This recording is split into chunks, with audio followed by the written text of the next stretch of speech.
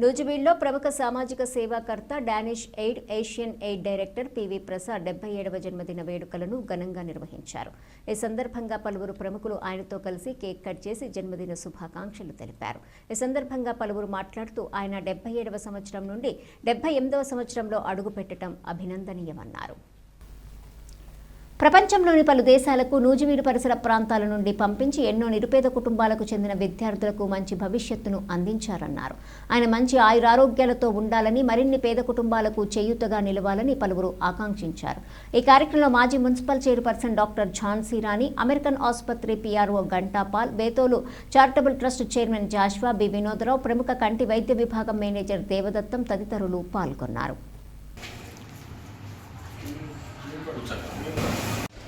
నా పేరు గంటాపాల్ గారండి. నేను పబ్లిక్ రిలేషన్ ఆఫీసర్గా పనిచేసి తర్వాత ఇప్పుడు ప్రస్తుతం వాలంటరీ రిటైర్మెంట్ తీసుకొని ఈ సంఘ సేవ కార్యక్రమాలు నిర్వహిస్తున్నాను. ప్రత్యేకంగా మా పెద్దలైన పివి ప్రసాద్ గారి గురించి నేను మాట్లాడుతున్నాను. ఆయన మన స్కూల్లో పాఠశాలలో కాలేజీ హై స్కూల్ అండి నూజివీడ్లో ప్రిన్సిపల్గా పనిచేసి పదవి విరమణ చేసినారు.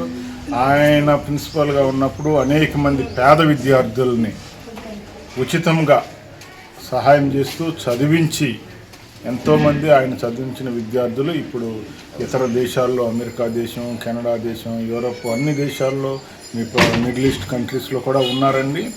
వాళ్ళకి మంచి విద్యా బోధన చేసినారు. చాలా మంచి వ్యక్తి, సహాయం చేసే బుద్ధి.